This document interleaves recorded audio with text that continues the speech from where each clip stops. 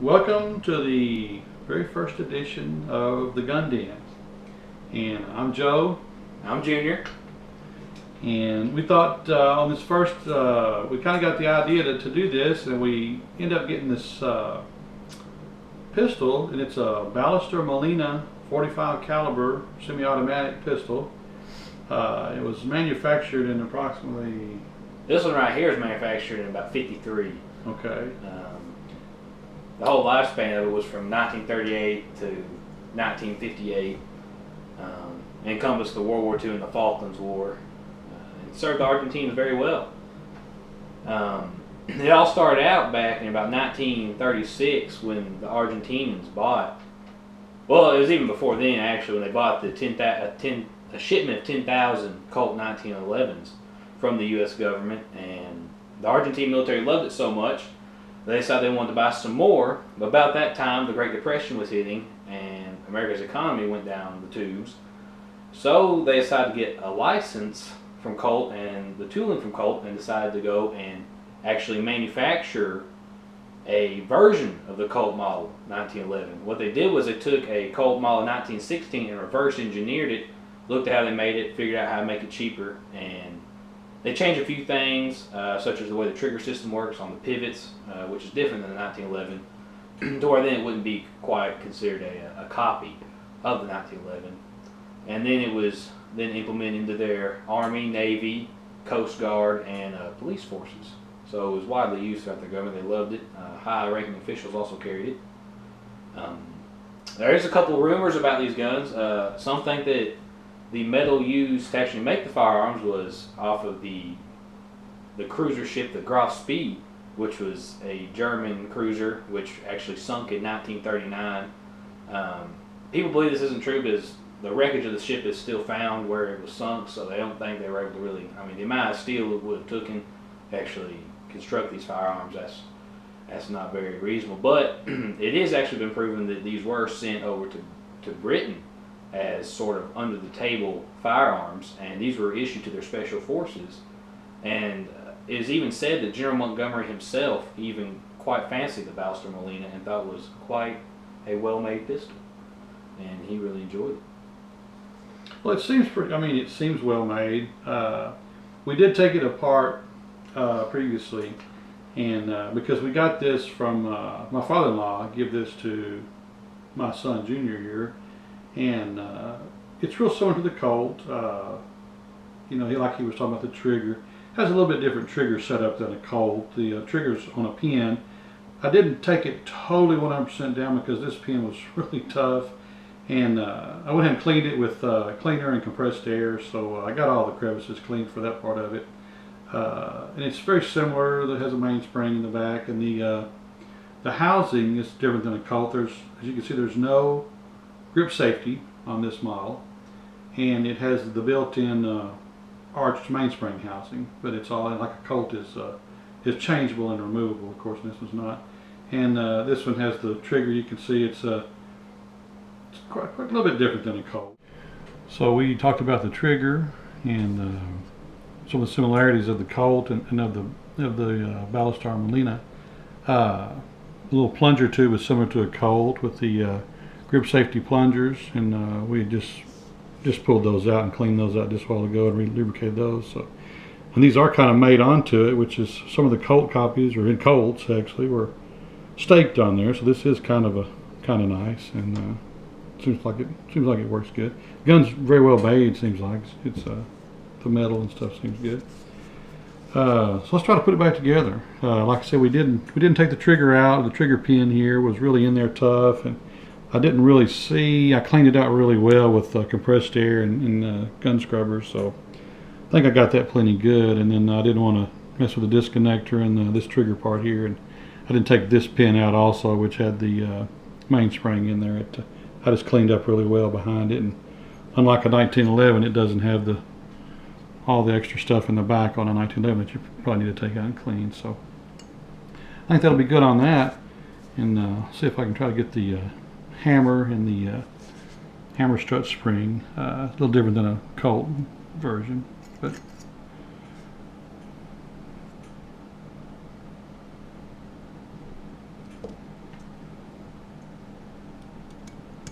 a little pocket down in there it goes in.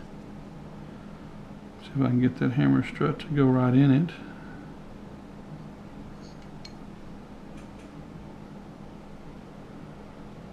And it is in it.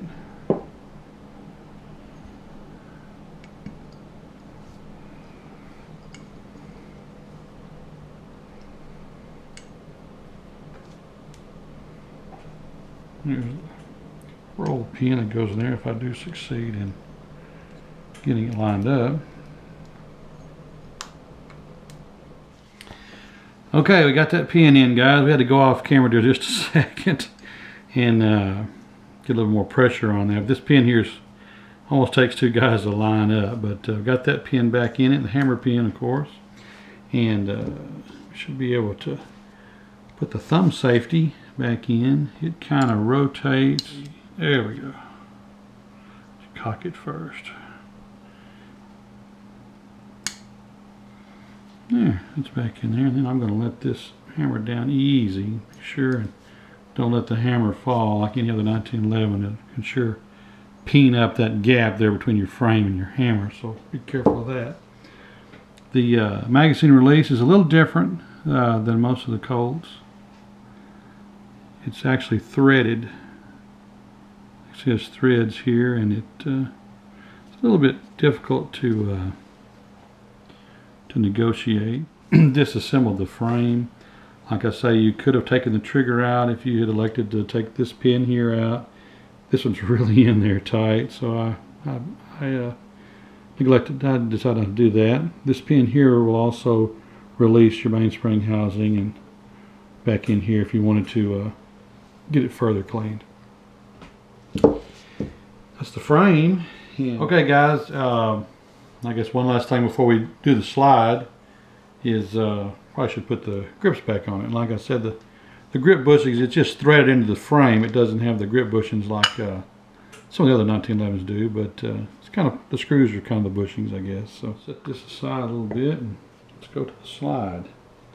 And it looks in fairly good shape. Not a lot of use on it. Not a ton of use on it. See, a lot of the finish is gone. Of course, there's a close-up of the yeah, the inscriptions. Ballesters were known for having a long inscription on their slide there.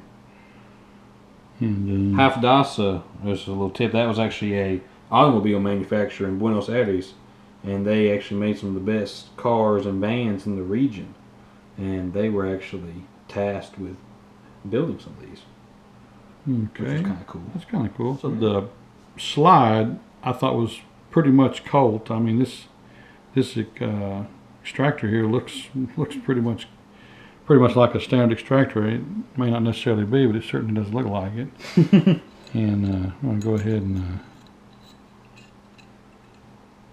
slide that in there, and that we'll see how that functions when we test fire. It just slid right in, so sometimes that works. Firing pin, pretty basic. I thought I had another spring, a 1911 firing pin spring. I was going to replace this one. It's not terrible, but it does look a little warped, maybe goofy on the ends a little bit. But we'll go with it, and I think it'll be fine.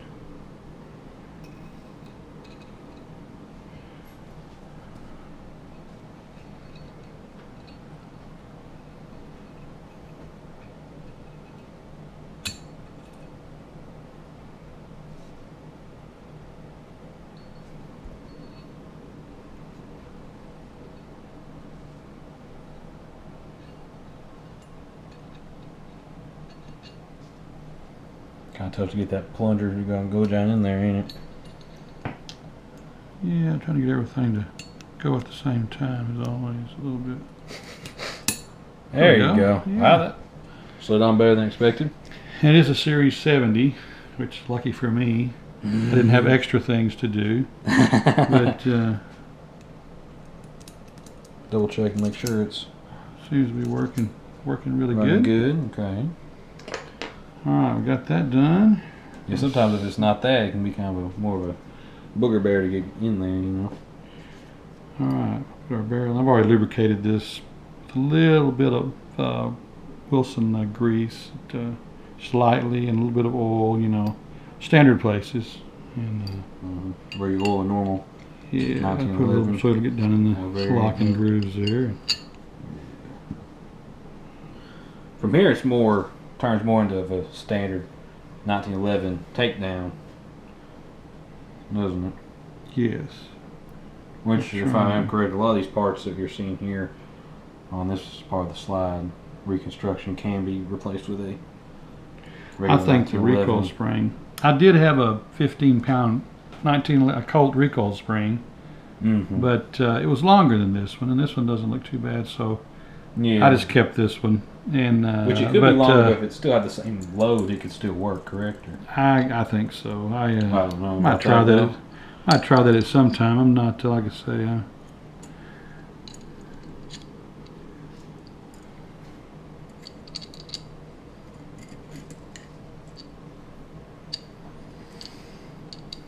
Get the half moon lined up and everything. Oh, another thing to note, the slide on this doesn't have the takedown notch like normal Colts do. That should. That should make it work. This thing hasn't been cleaned in ages. It hasn't been cleaned in ages. So. Use a little loving. Alrighty. It looks like our hole is pretty well lined up there. There we go. Ooh, man. Fill in there. Talk about easy. Now, I'll see if I can slide it back to, like we said, it does not have the takedown mark there, so I'm just going to move it on back to the actual slide lock. Like I say, you just got to be careful. See, someone's already scratched it right there, it looks like, but you got to really be careful. You got to almost go straight down, because if you don't, you'll end up ruin the finish on the exterior gun there. This finish has already had a little bit to it, but yeah, this one ain't as important, but you want to do that with your new 1911. Yeah, let's see if I can work this in there. This works the same way as a Colt. There we go. There you go. Let's do a test fire of it. Oh, I accidentally clicked safety on. Safety works. Safety works. All see if we can get a shot there. Boom. Yeah, feels pretty good. Looks like it works.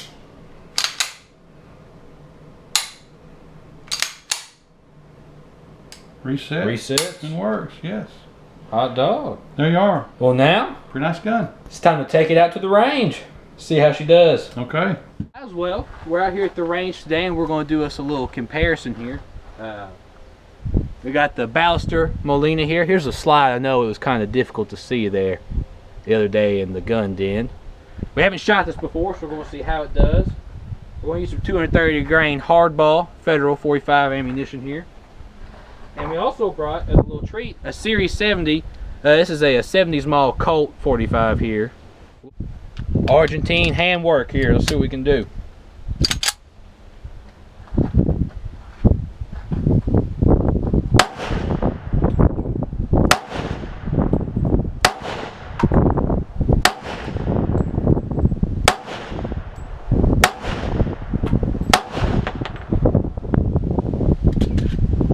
All right. Well, that was the first clip there through it, and I said my first impressions of it was it's really easy shooting. Sorry, I'm probably yelling there with the earplugs in. It's very easy shooting. It doesn't recoil much. Not really used to the trigger. It's not like the standard Colt 1911 trigger. It's a little heavier, a little more of a pull to it. But let's take it on down there and we'll see what we did. This is our first magazine out of it here. I think I kind of pulled the first shot, you know. Not a good thing to do. Don't flinch, but after I kind of had to get used to it there, but after a while there, it kind of started to center up quite nicely. We'll let my dad get him. We'll see what he can do.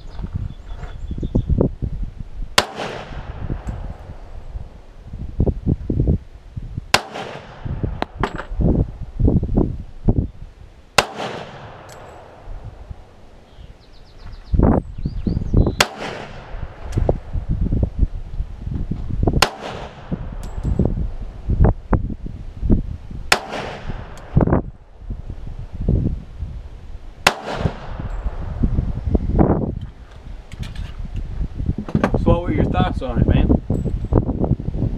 What were your thoughts on it? Well, shot good. It's a little different than a Colt. Trigger's a little bit heavy, a little bit of creep, but overall, the kick was very nice. It's kind of a heavier gun. Yeah, it's a little bit heavier gun, and you can't really feel the kick of it as bad as you would in like some of the Colt models. I know. No, it's heavy. Are a little harder hitting. I like it. So far, I like it. So good. No failures. No failures. Let's go see how he did. Right. So we got this baby checked out here. We marked my targets previously with the Sharpie there, and it looks like Dad was hitting more in the upper left quadrant. So it looks like maybe we're pulling a little to the left, or it shoots a little to the left. But either way, I mean, all the shots are on the paper there. So, I mean, in terms of defending yourself, I think this would work okay. I mean, it's not, you know, a sharpshooter, but looks like it gets the job done for sure. And this is at 10 yards. Yeah, at 10 yards. So I mean, awesome. See if I can redeem myself from that last one.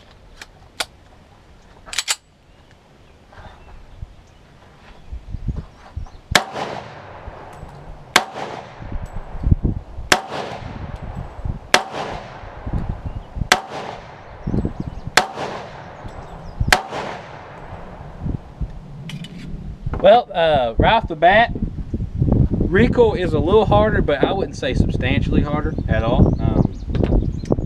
Feels good. The trigger's nice. The weight of it's balanced real good to where you can get another follow-up shot quickly. Let's go see how I did. All right, guys. So we're checking out here. I hit one right here, here, here, here, here, here, and then right there in the middle of Dad's grouping there. Of course, it's always hard to shoot on camera, you know, but always seems like you mess up. But that one, for me, I didn't have a flyer that time, but it seemed like my shots were more kind of lower. But that might just be my own deal with the sights.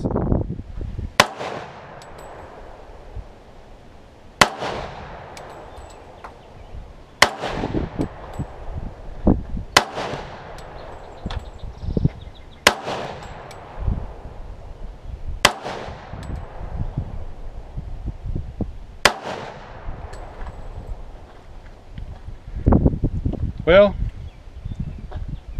I mean, I like the Colt. The trigger's much better. It's a little bit lighter. I think it's maybe a couple ounces lighter than the other gun.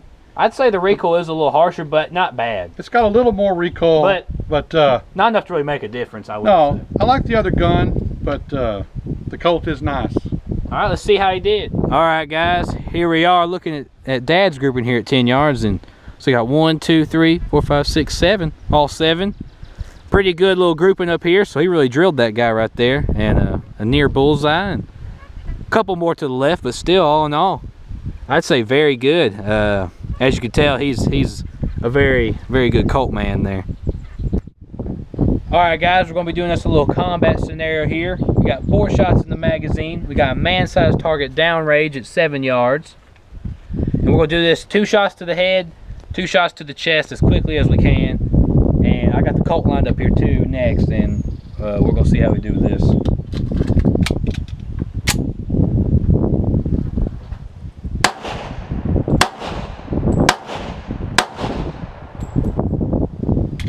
All right, that one didn't go that well. We it's like we hit him in the neck there and kind of pulled the first one. Then the other 2, one was in the chest, and then the other one was in the low gut there.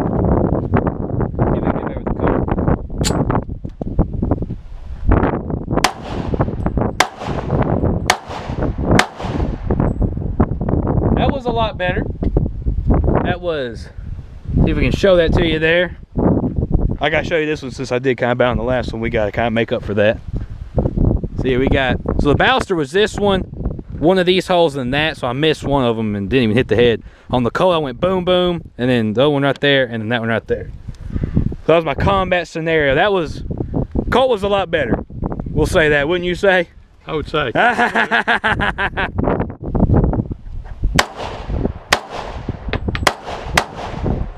Much better, much better. Let's go check that out, guys.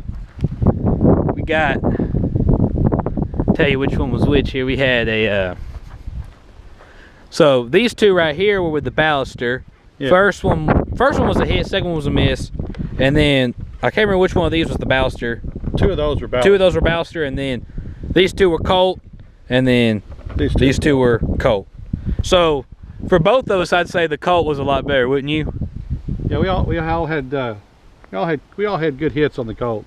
Colt grouped a little better. I think that has to do with the trigger mechanism, the way it works, and just there's no creep on it. It's very smooth.